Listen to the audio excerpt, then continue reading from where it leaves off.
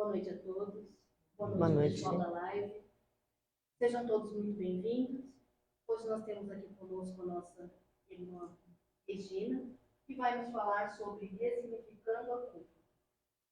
Antes de fazer a prece inicial, eu vou ler uma mensagem que se encontra no livro Paz e Renovação, Francisco Cândido Xavier, Espíritos Diversos. A mensagem chama Coragem e Fé. Continuar a serviço do bem, quando tudo nos pareça uma esteira de males sobre os pés. Eis a real significação da lealdade ao Senhor. Manter-se de coração tranquilo e alma impávida na oficina dos ideais superiores, a convertê-los em realidade, sem esmorecer na execução dos mais pesados deveres, quando muitos dos companheiros dos primeiros dias já se tenham distanciado de nós, e perseverar trabalhando, com a certeza invariável na vitória da verdade e do amor, a benefício de todas as criaturas, a despeito de todos os pesares. Sustentar-se de espírito vigilante na ação e na oração, sem descrer dos objetivos supremos da vida, da edificação da felicidade comum, embora a tempestade de desilusões se nos desabe em torno, derrubando apoios que se nos figuravam inamovíveis. A palavra é nova para mim. Prosseguir caminhando para o alvo entrevisto no amanhecer dos sonhos mais puros, conquanto as pedras de aflição e os espinheiros de sofrimento nos multipliquem na senda, dificultando-nos a marcha. Avançar ainda e sempre, no encalço das realizações sublimes a que nos propomos atingir. No campo do espírito, apesar de todas as provações que nos testem a confiança, às vezes caindo na perplexidade e no erro para levantar-nos nas asas da reconsideração e da esperança, chorando e enxugando as próprias lágrimas, ao calor das consolações auridas no próprio conhecimento, compreendendo e silenciando, amando e servindo.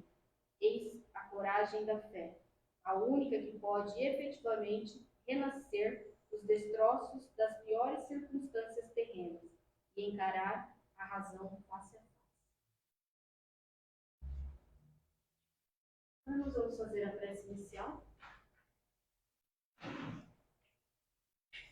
para que todos se elevem em pensamento a Deus, nosso Pai, a Jesus, nosso Mestre. Vamos pedir que Ele abençoe essa noite de estudo, possamos entender a mensagem dessa noite, que Deus, com a sua misericórdia, possa renovar as nossas energias e possamos sair daqui melhores do que entramos. Que a nossa amiga seja incluída da melhor forma possível e consiga, com a sua mensagem, alcançar a todos os corações que aqui se encontram. Deus nos abençoe, nos proteja e tenhamos uma ótima noite de estudo. Fique à vontade. Obrigada.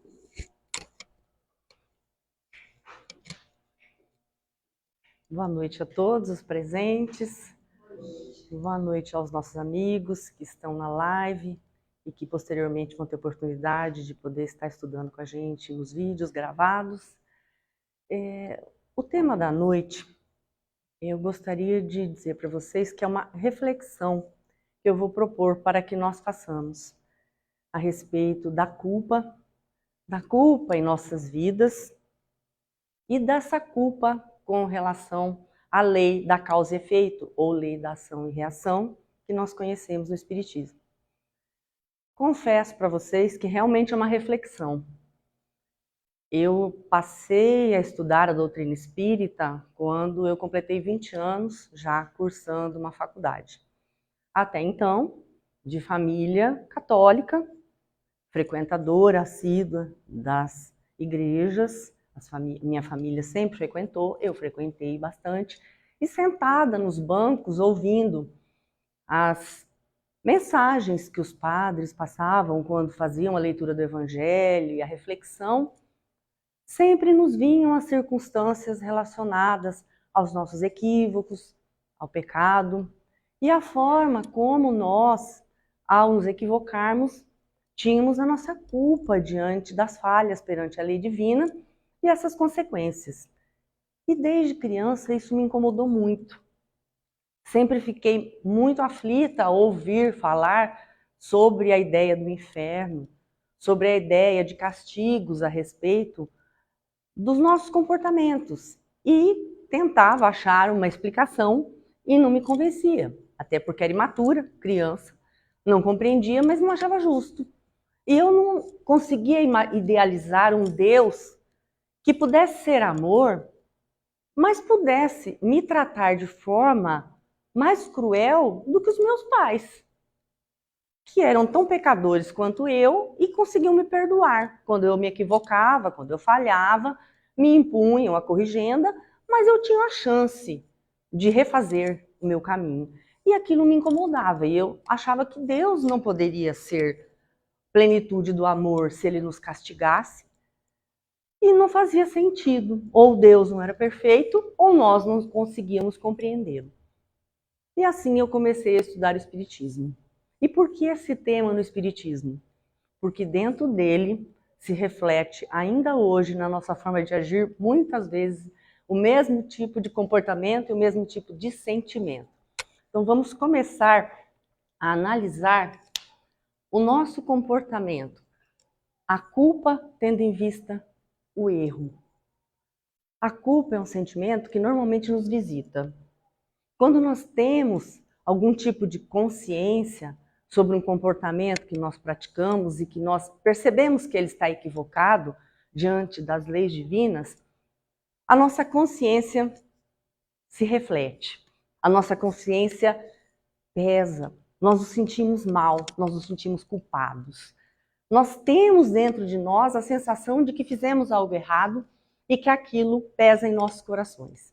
Então a culpa é um sentimento que nos visita. Por mais que nós tentemos não errar, nós somos ainda espíritos encaminhados, espíritos em aprendizado. E nós erramos, nós falhamos.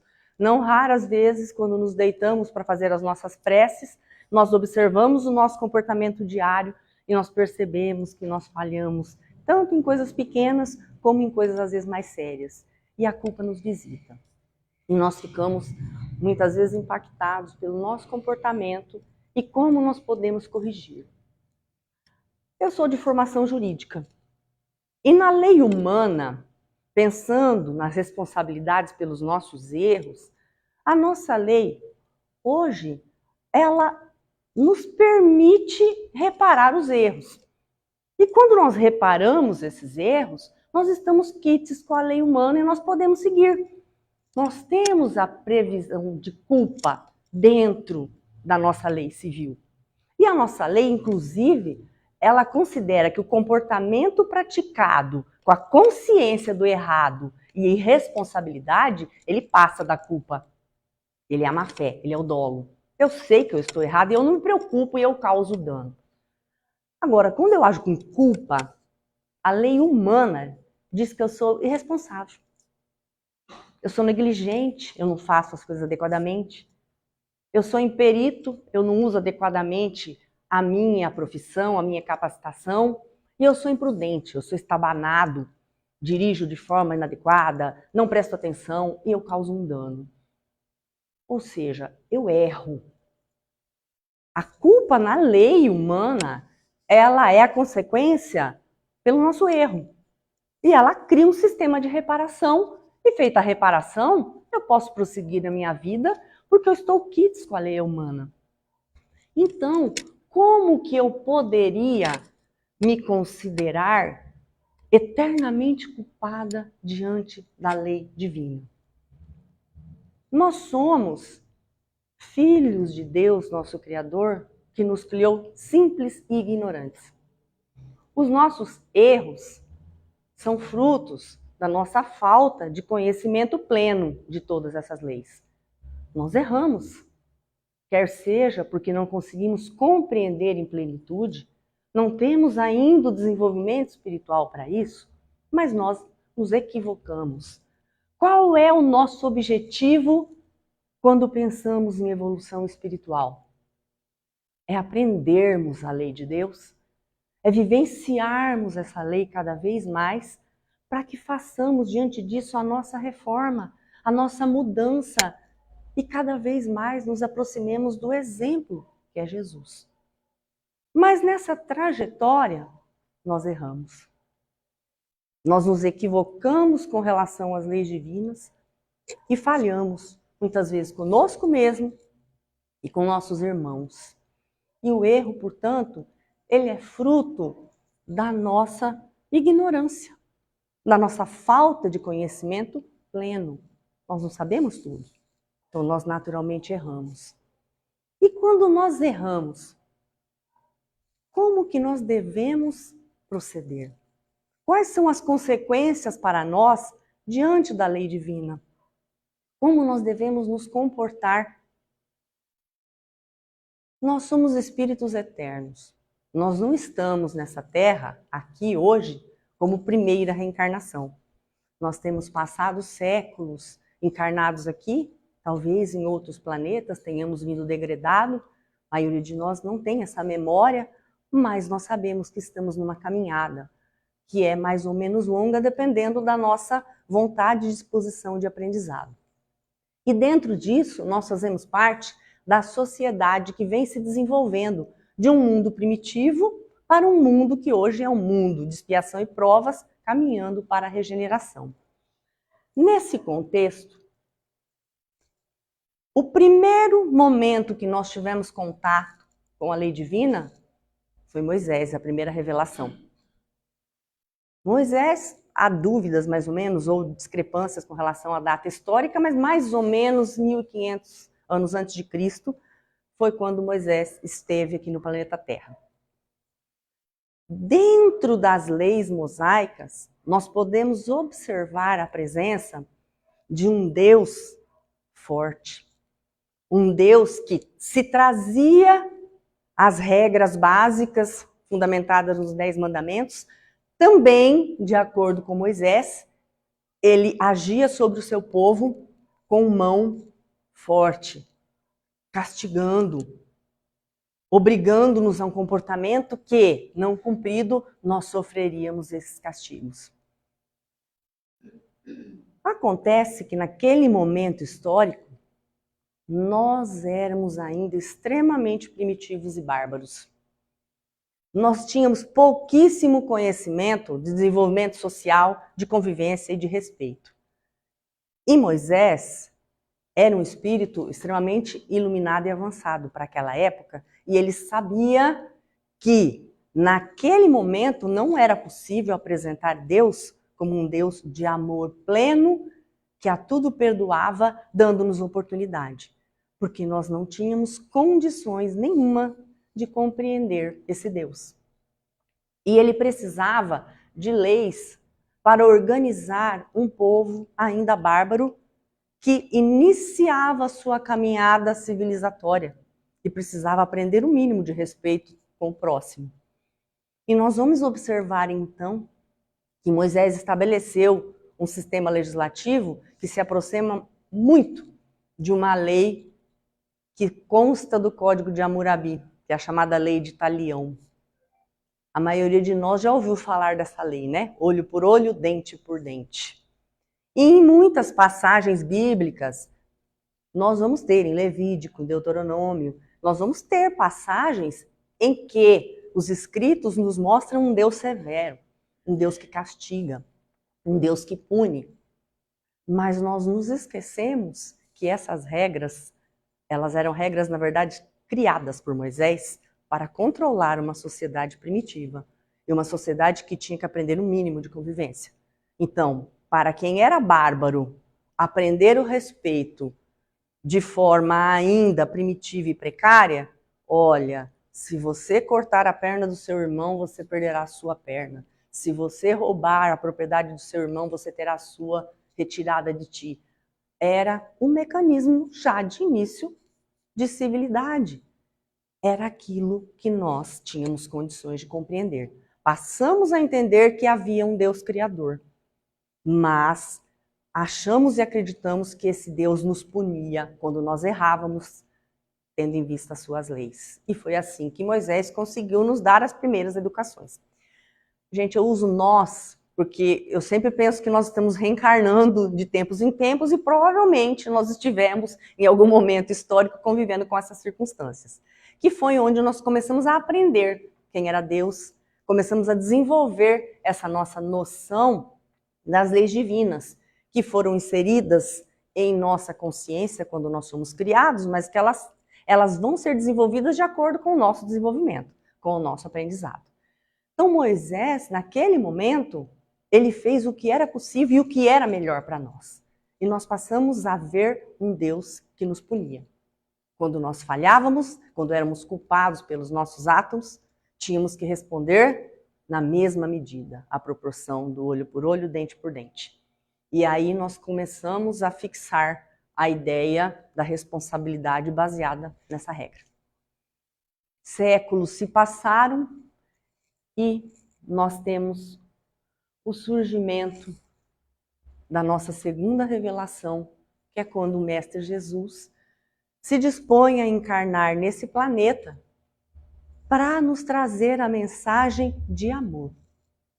E ele vem dizer que ele não veio para fazer com que a lei de Deus se perdesse, muito pelo contrário, ele veio fazer com que ela fosse cumprida. Mas a lei de Deus é a lei do amor. E ele veio em um momento em que nós tínhamos deixado de ser bárbaros ao extremo, mas ainda éramos extremamente ignorantes. E ele exemplificou essa lei do amor. E naquele momento ele já dizia que as atitudes no bem, as atitudes de amor, cobriam uma multidão de pecados, nos chamando a refletir que aquele Deus que nós conhecemos lá atrás como um Deus que nos castigava quando nós errávamos, ele era um Deus que, na verdade, queria que nós aprendêssemos a amar, porque a sua lei fundamental é que ele seja amado acima de todas as coisas e que nós nos amemos todos como irmãos. E foi isso que Jesus veio trazer. Ele vivenciou o amor, ele experienciou o amor, ele se comportou trazendo os ensinamentos de Deus com amor. Acolheu todos aqueles que a sociedade considerava como os estrupiados, os excluídos, e lhes deu amor, lhes deu carinho, exemplificando essa fraternidade universal e esse amor que o Pai tem por todos nós. Em nenhum momento ele apontou o dedo para nenhum de nós que naqueles momentos ainda praticávamos uma série de atos que eram contrários à lei de Deus. E muito pelo contrário, ele nos acolhia quando estávamos errados, ele nos curava as feridas, ele nos devolvia a visão, ele nos devolvia a oportunidade e nos dizia para que nós seguíssemos dali adiante, não nos equivocássemos mais, tentássemos viver em amor. E assim ele exemplificou a sua vida. E em nenhum momento, Jesus condenou nenhum de nós, seja qual fosse os erros que nós cometêssemos. E sabendo que naquele momento nós ainda estávamos começando a engatinhar para entender essa lei de amor, a qual nós estamos tentando entender até hoje, ele nos disse que quando nós, na nossa caminhada evolutiva, estivéssemos preparados, ele ia mandar um consolador. Aquele que seria a terceira revelação e que ficaria conosco para sempre, que não precisaria retornar à casa do Pai, nos prometendo que quando nós, humanidade, tivéssemos condições de entender as leis universais, pelo menos no mínimo do sistema reencarnatório, ele nos mandaria o Consolador prometido. E é assim que Jesus deixa o planeta Terra, com a semente do cristianismo plantada no coração daqueles que o seguiram, que o acompanharam, que ouviram as suas palavras, que tiveram a oportunidade de ser acolhidos por Ele. E Jesus nos deixa com esse ensinamento. A partir daí, nós temos o surgimento do cristianismo. Aqueles primeiros cristãos que conviveram com Cristo ou que ouviram a sua palavra, naquele momento, eles viveram situações extremamente difíceis e a quase totalidade deles foi sacrificada. Naquele momento inicial do cristianismo, acreditar em um reino que não era desta terra, em um reino que não falava em dinheiro, em glória, em poder, era inconcebível para nós como humanidade acostumada com os prazeres do mundo, com o ouro, com a prata, com o poder. E aqueles que pregavam esse amor do Cristo, que entenderam em plenitude a sua mensagem, foram sacrificados. Foram realmente sacrificados, literalmente sacrificados. Mas o cristianismo como semente prosseguiu. E ao longo dos séculos, o cristianismo foi sendo construído. Além dos ensinamentos do Cristo, nós, como humanidade, começamos a nos apossar desses ensinamentos de Jesus e ali fomos inserindo as nossas interpretações, os nossos interesses, os nossos anseios de poder, as nossas ideias. E nesse período, pouco a pouco, o cristianismo foi se aproximando do Estado, da política, dos interesses, e cresceu tanto de forma humana que a essência dos ensinamentos de Jesus foram ficando esquecidas. E num dado momento, Jesus, como aquele cachorrinho que não cabe mais na mudança, foi deixado para trás. Nós assumimos como humanidade o cristianismo como algo mais humano do que cristão e deixamos os ensinamentos de amor que o Mestre Jesus nos ensinou para trás. E nesse momento, o cristianismo, que era perseguido, passou a perseguir em nome de Deus e em nome do Cristo. E durante muito tempo, nós, como humanidade encarnada, ora de um lado, ora de outro, nós participamos de uma série de circunstâncias históricas que, em nome do Cristo, causaram conflitos, guerras, morticídios de mais e mais e mais irmãos entre nós. E Jesus, como exemplo de vida, ficou por nós esquecidos, porque nós nos voltamos aos nossos interesses, às nossas vontades particulares e deixamos de nos preocupar com os ensinamentos de amor do Mestre Jesus. E claro, que nessa trajetória, que nessa caminhada, nós erramos bastante com relação à lei divina.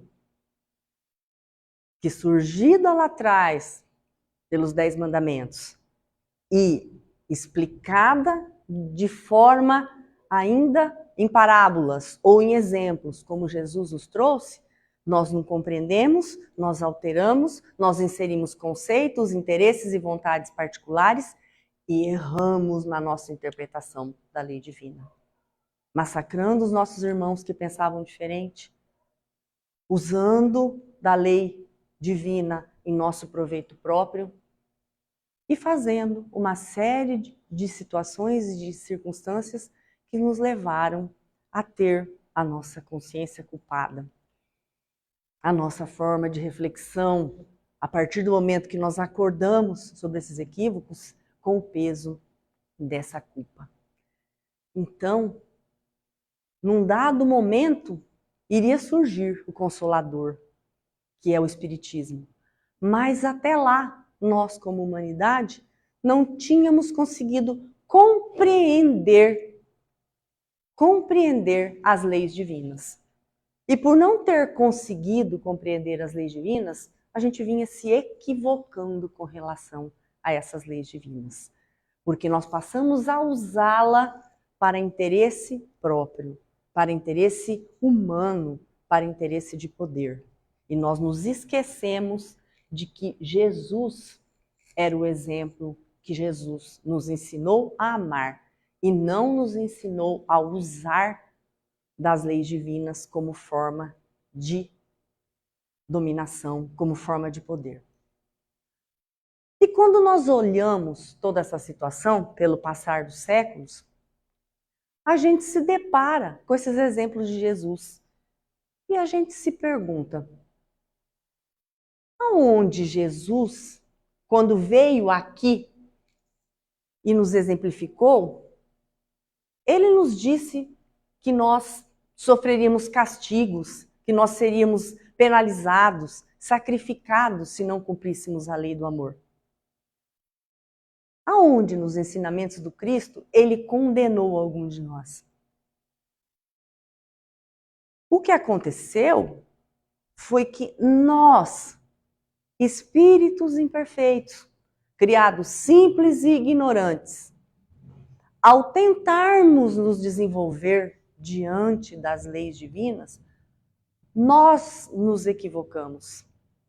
E nós fomos vivenciando essas interpretações equivocadas que nós fizemos da lei de Deus, da lei do amor, durante séculos. E essa forma de interpretação, ela foi se enraizando no nosso ser. É muito recente o surgimento do Espiritismo. Nós convivemos com a legislação judaico-cristã, as religiões que vêm após o cristianismo, por 18 séculos. Antes do advento do Cristo, nós convivemos com a lei mosaica por 15 séculos. É muito tempo que nós repetimos um conceito e um ensinamento na nossa forma de pensar, na nossa forma de reagir. E como nós alteramos, porque não entendemos direito a lei de amor que o Cristo pegou, como nós alteramos essa ideia dele, porque não conseguimos compreender naquele momento o seu exemplo de humildade e de amor, todos esses conceitos foram ficando no nosso ser, no nosso coração. E nós precisamos compreender essa mudança. Nós precisamos entender a nossa situação de culpados diante de comportamentos que nós nos mantemos, que são comportamentos equivocados. Quando nós nos equivocamos, nós erramos nas escolas, falhamos, tiramos uma nota baixa na prova, o que acontece? Nós temos novas oportunidades, nós fazemos nova prova, nós ficamos de recuperação, nós repetimos de ano. Fazer o quê, né? E assim acontece quando nós educamos os nossos filhos. Quando eles erram diante dos nossos ensinamentos, nós orientamos, às vezes até criamos algum castigo ou algo para que ele fixe o ensinamento, mas nós damos um novo ensino, uma nova oportunidade para que ele repita, para que ele demonstre que ele compreendeu. E assim somos nós com relação às leis de Deus. Quando nós nos equivocamos, nós erramos. Nós cometemos equívocos diante da lei divina que muitas vezes causam mal a nós e outras vezes causam mal ao nosso próximo, na nossa convivência. Nós convivemos com amigos, familiares, parentes, trabalho, e ao praticar os nossos atos, muitas vezes nós erramos. E quando nós erramos, e erramos o alvo da lei divina, como que nós devemos compreender isso? Será que nós temos que observar esse nosso erro com aquela ideia de pecado? Com aquela ideia pré-concebida que nós temos de que falhamos em relação à lei de Deus? E por tal motivo somos culpados e merecemos o castigo?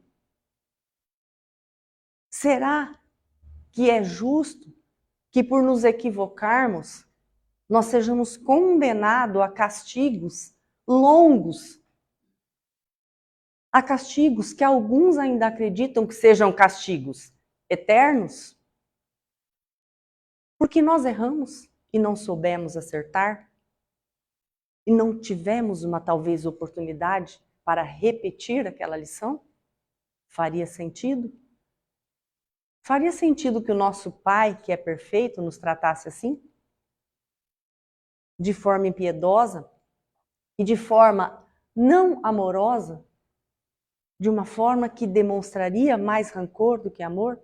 Não nos permitindo, com os nossos equívocos, repensar, reavaliar e refazer o nosso trajeto? Essa nossa ideia de culpa calcada em nós e que nos leva à condenação, se não muitas vezes social, mas da nossa consciência, ela está fundamentada nessa nossa forma de ainda observar o nosso Criador como se ele fosse um Deus que nos pune.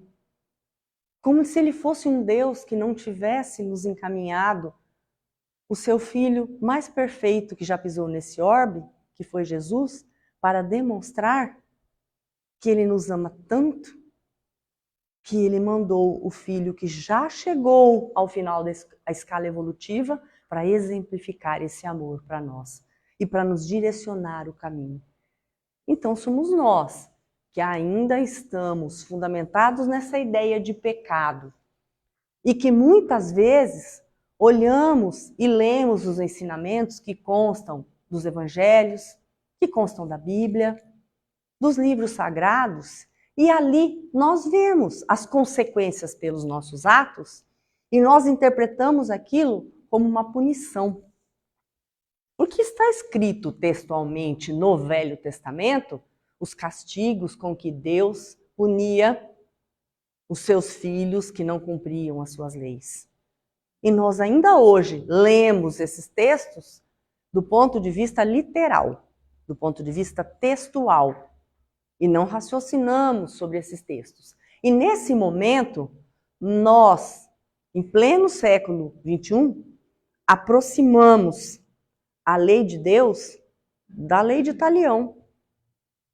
Olho por olho, dente por dente. Ah, não é assim. É assim sim. É assim sim que nós fazemos.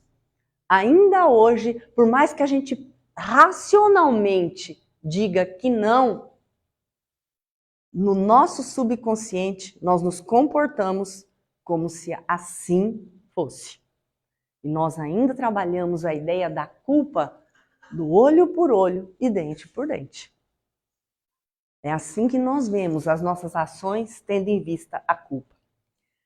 Só que, no século XVIII, Allan Kardec, através dos espíritos e orientado pelo Espírito de Verdade, nos traz o Espiritismo. E no Espiritismo, nós vamos ver a presença de uma lei universal, que é a lei da causa e efeito ou lei da ação e reação. E essa lei, ela não estabelece uma punição para aquele que se equivoca em relação às leis divinas. Quando o Espiritismo é descortinado para nós, ele nos traz uma lei que diz que a cada um de nós será dado segundo as suas obras.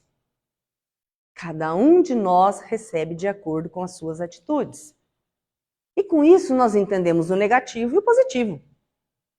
Quando eu me equivoco com relação à lei divina, eu cometo meus erros, eu falho, eu vou precisar refazer aquela lição, porque eu não entendi.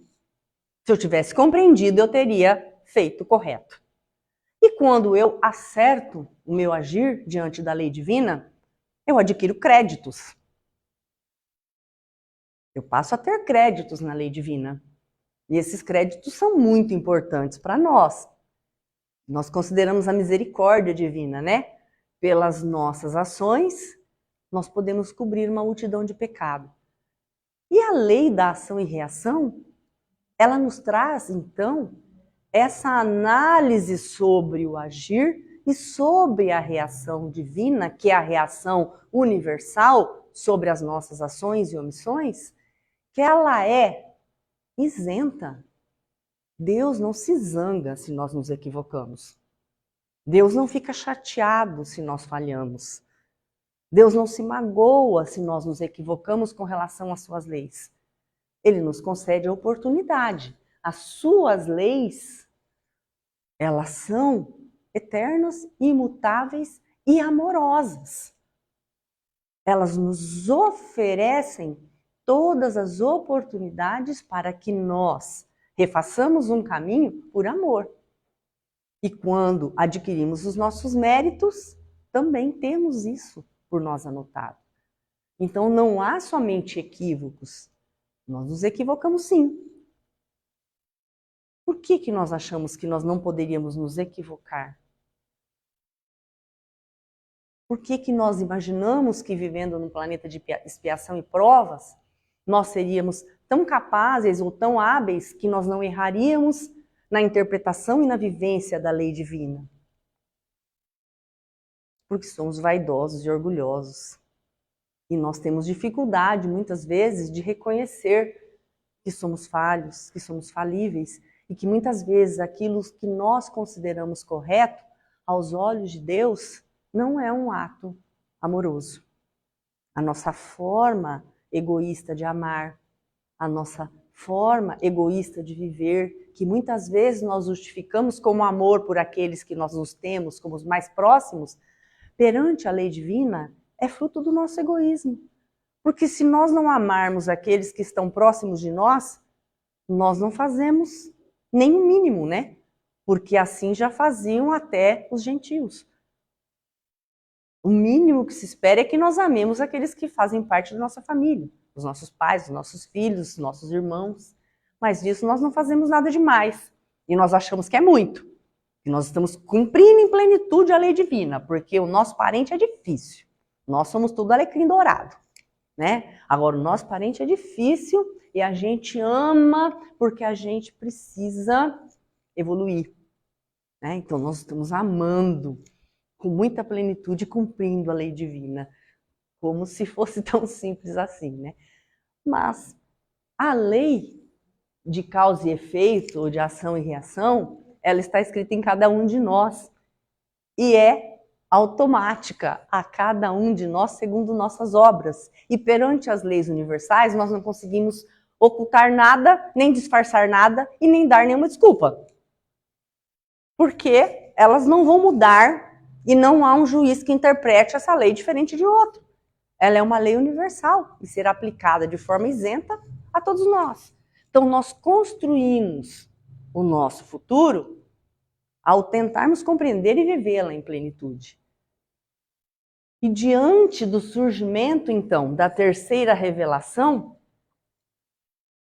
como que nós podemos refletir sobre a lei de ação e reação, sobre a culpa, sobre o nosso comportamento e a nossa forma de ver a lei divina?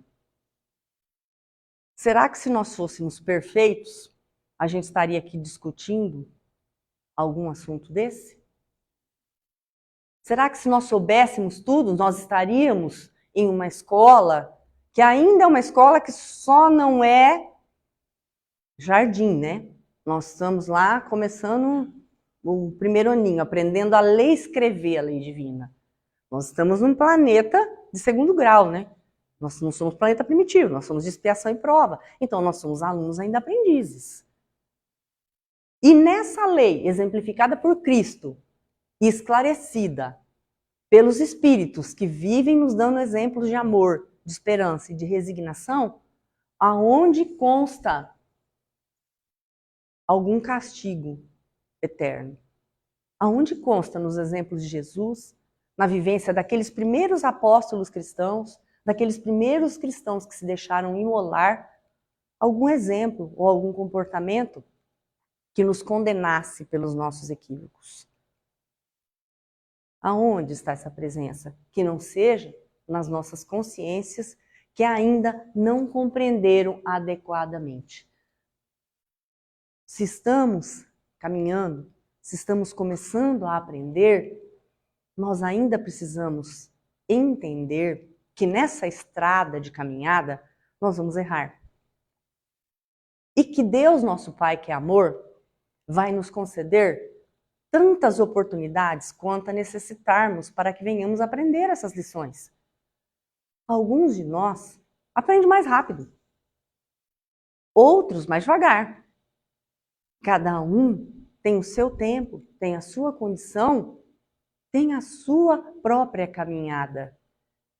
Mas de toda forma, a lei que Deus coloca sobre nós e que Jesus veio exemplificar é a mesma. E a cada vez que nós nos equivocarmos, nós teremos uma nova oportunidade de experienciar. O erro é uma experiência que nós temos nos aprendizados da vida. Se tudo fosse fácil e tranquilo e a gente passasse pelo planeta Terra só com alegrias, nós não aprenderíamos. Porque nós somos ainda tão crianças que a gente ia querer ficar brincando no parquinho. A gente não queria entrar para a sala de aula nem para aprender a diferença de cores. A gente só vai porque a gente sabe que o professor vai fazer a prova. E que se a gente não passar na prova, o ano que vem os nossos coleguinhas passam, vão para o ano seguinte e nós vamos ficar como retardatários. Então a gente se esforça para tentar aprender as cores e fazer o desenho certinho e cumprir a prova. Mas é assim que nós caminhamos, não é de outra forma. Mas e diante disso tudo, como que a gente interpreta a culpa sendo espírita hoje em dia? E por que eu, que vim lá do catolicismo e que estudo espiritismo há quase 40 anos, olho para nós e muitas vezes me pego ainda pensando, né, como um católico. Como que a gente se comporta? Ah, não, não é assim. Ah, é assim sim, tá? De reencarnação em reencarnação nós temos que aprender. Acontece que, quando chegou o Espiritismo para nós, e os Espíritos nos ensinaram a respeito da lei da ação e reação, nós importamos uma expressão que também interpretamos equivocadamente, que é a tal do karma. A gente ouve isso muito dentro do Espiritismo. Ah, é meu karma. E quando nós falamos é meu karma, nós falamos do ponto de vista pejorativo e pesado. É meu castigo. Quantos de nós não diz assim, olha, eu não me separo porque eu tenho um propósito, eu sou espírita. Eu compreendi que eu tenho que carregar o meu karma. E que então eu vou aguentar essa criatura com quem eu me casei até o fim. Eu prometi isso nessa reencarnação. E quando eu chegar lá, eu vou falar, cumpri a minha obrigação, cumpri o meu karma. Aonde está o amor em tudo isso que eu falei? Aonde foi que a gente não entendeu que Jesus disse que a gente tem que amar? Por que muitas vezes você conversa com alguém que faz uma orientação no atendimento fraterno e ele vai falar para você, depois que você diz isso para ele, separa. Por quê? Porque além de eu não estar aprendendo a lição, pode ser que eu esteja gravando, né, um compromisso que eu ainda não aprendi a amar. Nós importamos a ideia do karma e muitas vezes ficamos em uma situação difícil, convivência, emprego, dificuldade econômica, de saúde, em que nós relutamos às vezes em sair porque a gente se coloca na posição do mártir cristão. Jesus sofreu e aguentou a sua cruz até o fim. Vou carregar a minha cruz. Eu vou aceitar tal situação. Eu vou... Só que tudo isso, gente, sempre carregado da nossa mágoa, da nossa tristeza de estarmos vivendo aquela situação, da nossa inconformação de estarmos tendo que passar por aquilo, mas a gente aceita porque a gente entendeu que a gente veio aqui para pagar pelos equívocos que nós cometemos. Nós erramos e temos uma conta a pagar. E a gente se comporta assim, na maioria das vezes. Por mais que às vezes a gente não exteriorize, se a gente parar para refletir como a gente pensa, a gente começa a perceber que a gente reage como se a gente estivesse pagando para Deus uma conta que não fechou. A gente repetiu, errou em algo, não conseguiu consertar porque não entendeu. Quando desencarnamos, chegamos lá e observamos tudo que a gente tinha planejado. Ixi, não fiz nem metade. Entendeu? Não, mas agora eu vou aceitar, agora. E aí eu chego aqui novamente, eu não aprendi a amar. E aí a lição se repete. Quantas vezes a gente abandona um problema e fala, tô livre. Já vi que não vai dar para resolver essa encarnação mesmo, então, mas eu perdoei. Agora eu segui, você para lá, eu para cá, eu perdoei. E ali na frente eu tropeço no mesmo problema. Ah, mas só pode ser karma. Só pode ser castigo. Por quê? Eu não aprendi a amar. E nós nos equivocamos com relação ao amor. Jesus diz que nós temos que nos amar, que nós temos que conviver para aprender a amarmos uns aos outros. Quando nós erramos, nós nos equivocamos com relação à lei divina, nós precisamos refazer esse trajeto, compreender. E a compreensão é o primeiro passo para aprender a amar. Olha, eu me equivoquei e em um determinado momento pretérito eu fiz algo que me prejudicou e prejudicou meu irmão. E agora, por óbvio, eu vou ter que aprender a fazer o caminho do amor quando no momento passado eu fiz o caminho da dor. Agora, quando eu entro nesse caminho e começo a tratar essa minha vivência, essa minha experiência nova, para ver se eu não vou repetir o erro, como se eu fosse uma vítima, que estou ali pagando e que a hora que eu chegar lá e falar, paguei minha conta, eu estou me equivocando mais uma vez com relação à lei divina. Porque eu não consegui entender, eu não consegui compreender, eu não consegui amar. Jesus, quando aqui esteve, ele foi açoitado, ele foi crucificado, ele foi vilipendiado. E a única coisa que ele fez foi pedir a Deus que nos perdoássemos porque nós não sabíamos o que fazíamos. Nós não conseguimos conviver com o nosso irmão que pensa diferente. E muitas vezes falamos que ficamos ali porque estamos cumprindo o karma. Nós não aprendemos a amar. Nós não aprendemos a amar. E é por isso que nós ainda, na maioria das vezes, vivemos como espiritólicos. Nós estamos no meio do caminho. A gente só trocou o purgatório pelo umbral. Mudou o nome. Mas a gente ainda trata o erro com culpa. A gente não trata o erro como um erro de rota. Eu me equivoquei. Por que que eu furtei alguém? Porque eu achava que eu nasci pobre, o outro tem muito, não acho isso justo, a sociedade é injusta, já que ninguém me deu, eu vou furtar.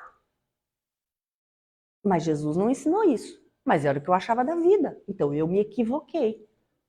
Quando eu reconheço, compreendo a lei divina e percebo que eu não deveria furtar, se eu compreender em plenitude, eu vou entender que eu preciso aprender a amar, aprender a viver na pobreza ou na riqueza e a tudo agradecer e seguir amando. E não nascer pobre e falar, só pode ser castigo, né? Na outra encarnação eu fui rei, eu roubei todo mundo, agora nasci pobre, não consigo enriquecer. Eu não aprendi a amar. E eu acho que eu estou sendo castigado. Então eu sou o famoso espiritólico, né? Eu estou lá ainda, achando que Deus castiga, o Deus do Velho Testamento, mas com um nome mais bonito, porque eu sou espírito, eu acredito na lei da ação e reação. Mas se a reação de Deus é me castigar, ou se eu me sinto castigada, eu não estou entendendo a Deus, de novo. Eu estou me infligindo um castigo que é fruto da minha forma equivocada de analisar. Tudo que nós passamos não são castigos, são lições. Nós escolhemos as lições, conforme nós vamos amadurecendo espiritualmente, que são necessárias para corrigir os erros que nós tivemos com relação à lei divina em outras encarnações. E cada um se equivocou em pontos diferentes. Por isso que nós não vivemos igual. Cada um tem uma trajetória. Porque cada um de nós se equivocou com vários pontos diferentes. E aí nós fazemos um planejamento. Mas nesse planejamento nós prometemos que nós vamos amar esse novo caminho. Que nós não vamos nos colocar na posição de vítima, que é pecadora, que é culpada, que só pode ser isso, que ela está passando um castigo e que agora eu tenho que sofrer isso até o fim, para que com isso eu consiga evoluir. E aí eu chego lá cheia de mágoa pelo sofrimento, não perdoo aqueles que convivem comigo e de alguma forma eram os meus professores, né? Que vieram em dificuldades junto comigo para me ensinar a aprender a amar, porque amar quem é bonzinho é fácil. Difícil é amar aqueles que são difíceis do nosso ponto de vista. E é isso que nós viemos aprender. As facilidades nos tornam preguiçosos, nós viemos aprender a amar. E nós não entendemos, então. Então nós continuamos a agir como se Deus nos castigasse. Agora, o erro não está na lei divina. O equívoco está em nós, que não compreendemos que Jesus veio nos ensinar a amar. Em algum momento, ele disse que nós precisávamos ser culpados, que nós precisávamos nos martirizar, que nós precisávamos sofrer indefinidamente? Ou ele nos disse que o amor cobre uma multidão de pecados? O Rosando Kingsley fala que a culpa, ela tem um lado positivo. A culpa só aparece quando a nossa consciência desperta. Que a gente reconhece que a gente errou. A gente percebe. Porque quem não consegue nem reconhecer isso ainda não sente culpa. Enquanto ele não compreender o mínimo, ele não sente. Quando a gente sente culpa, nós estamos sendo acordados. Espera aí. A minha condição moral está aflorando. Então eu estou percebendo que o que eu estou fazendo está equivocado. Agora, como é que eu devo me comportar? Eu devo me considerar uma vítima, suportar todas as penas, me martirizar e ficar paralisada num canto, dizendo que eu estou pagando indefinidamente, que é um castigo divino? Ou será que seria um outro comportamento adequado? Os séculos se passaram.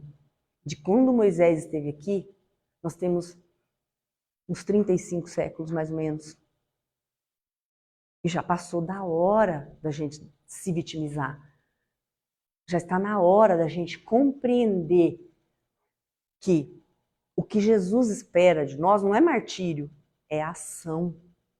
Ainda mais agora que a Terra está num momento em que ela caminha para a regeneração. Em que paulatinamente vai começar a se estabilizar mais o bem do que o mal. Será que nós somos mais úteis nos lamentando, nos sentindo culpados e nos paralisando na culpa, como muitas vezes nós fazemos? E que aí ficamos em condições de paralisia, achando que aquilo é pagar uma conta, e ao invés disso, nós deixamos de agir pelo bem? Jesus disse que nós precisamos de ação. Ah, mas então por que que muitas vezes a gente sofre uma situação idêntica àquela que nós fizemos alguém sofrer? Porque nós temos a consciência tão pesada e tão culpada que nós escolhemos o nosso planejamento reencarnatório, o caminho, que é o caminho da dor suprema, porque nós ainda só entendemos que só vamos começar a caminhar quando a gente sentir na pele a mesma dor. Não é que Deus exige isso de nós. Então vamos pegar 2 exemplos para a gente compreender isso. Em 2007, aconteceu um acidente no Rio de Janeiro, quando um carro foi furtado. E os bandidos mandaram a mãe sair, tirar as coisas apressadas, e as crianças, ela não conseguiu tirar um dos filhos, que ficou preso pelo cinto de segurança e foi arrastado. Até que o seu corpinho, né, quando sendo arrastado pelo asfalto, foi sendo esfacelado e a criança morreu, com menos de 7 anos. Esse caso ficou conhecido no Brasil inteiro, né? Chocou a todos nós. Tempos depois, esse espírito deu uma comunicação contando que ele fazia parte lá atrás do império e que ele se divertia em amarrar crianças, velhos, escravos nas suas bigas e correr arrastando até que os corpos dessas pessoas se esfacelassem. E ele fez isso com muitas pessoas. E ele morreu em condições deploráveis. E tinha um erro muito grande com relação a seu comportamento, com relação à fraternidade humana. E ele ficou mais de 1000 anos de sofrimento, até que ele conseguiu se refazer. Ele teve uma preparação de mais de 300 anos para reencarnar, e foi difícil ele achar alguém que lhe desse oportunidade, porque ele não tinha construído o amor. Mas ele conseguiu um casal abnegado, que tinha sido vitimado por ele, que aceitou essa missão. Porque ele se sentia tão culpado que ele entendeu que ele só conseguiria deixar para trás e recomeçar uma trajetória de trabalho se ele padecesse a mesma dor. E ele pediu para passar por essa dor. Então ele planejou essa reencarnação dessa forma. Ele foi assassino e ele quis morrer da mesma forma. Ah, mas foi Deus que aquelas pessoas vieram para praticar aquele crime. Não. Ai daquele por quem o mal vem. O mal às vezes é necessário, mas é daquele por quem o mal vem. Mas ele poderia ter passado de outra forma, mas ele passaria algo que dilaceraria o seu corpo, porque ele pediu.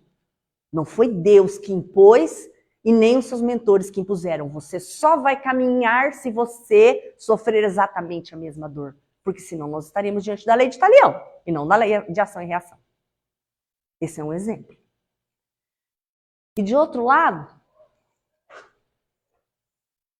nós temos o exemplo do apóstolo que eu particularmente mais gosto. Saulo de Tarso era um doutor, né? Defendia as leis mosaicas, era culto, começou a namorar uma ex-escrava que era Abigail, e ele perseguiu os cristãos.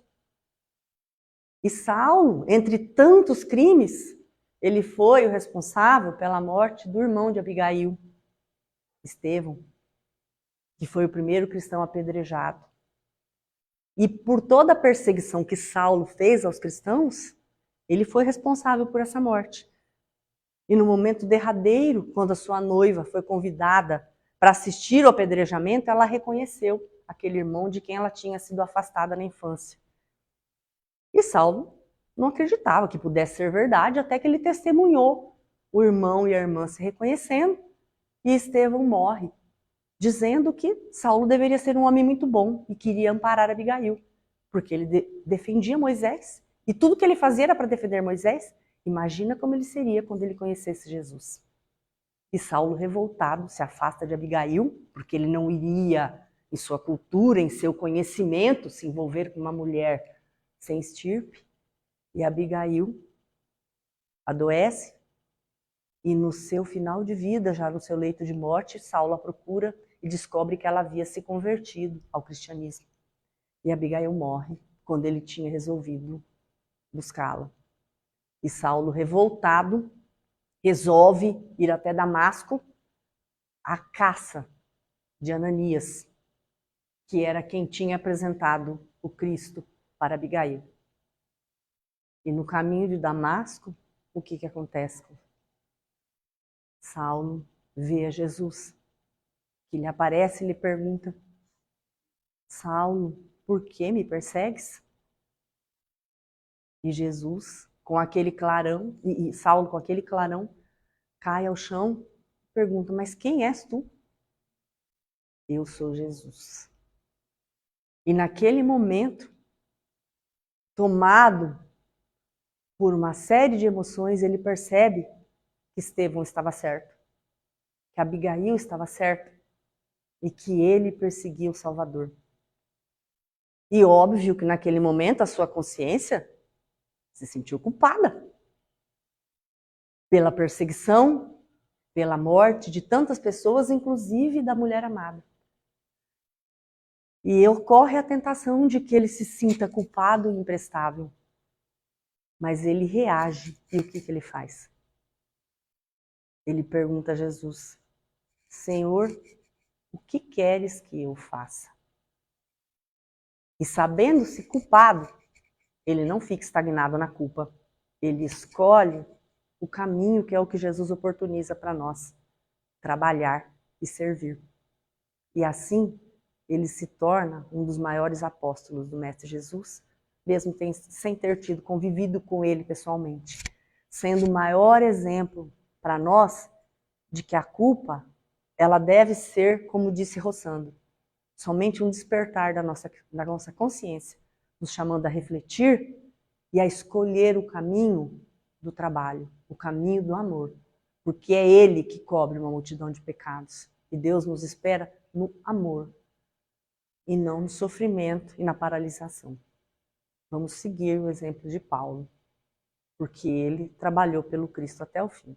Que nós tenhamos a consciência de começar a refletirmos sobre os nossos atos, como ele fez, reconhecendo a culpa, mas usando ela como incentivo para que nós trabalhemos em nome do Mestre Jesus. Que assim seja, meus irmãos. Muito obrigada. Obrigada.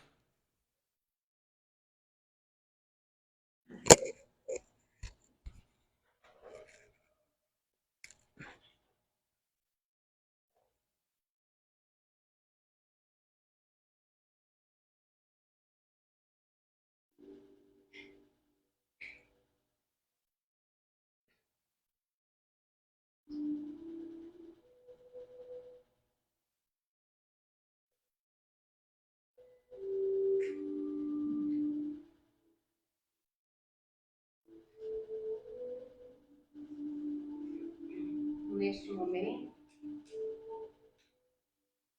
depois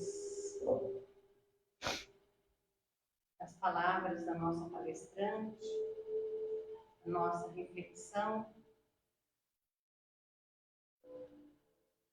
vamos nos preparar para o momento do socorro através do passe, que possamos, ao adentrar a câmara do passe, elevar os nossos pensamentos ao Criador, rogando a Ele o auxílio necessário para continuarmos a nossa jornada. Pedimos à equipe espiritual responsável por esta casa, que auxilia a todos aqui presentes durante este momento. Pedimos ao Pai a permissão para iniciarmos o socorro através do passe.